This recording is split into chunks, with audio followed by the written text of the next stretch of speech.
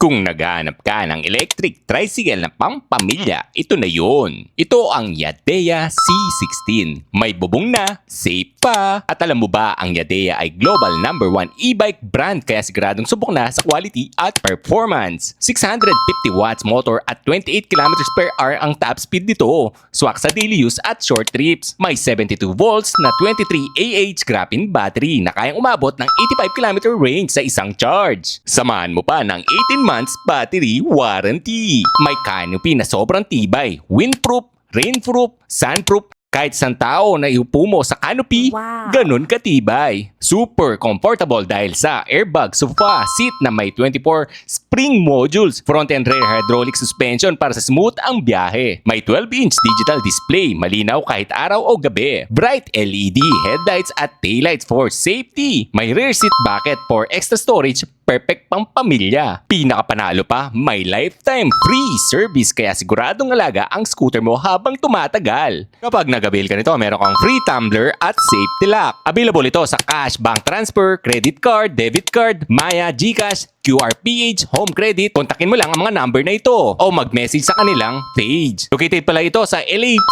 NL Building, Barangay Dau, Mabalacat, Pampanga. Kung gusto mo ng matibay, safe at family-friendly na e-trike, Yadea C16 na yan.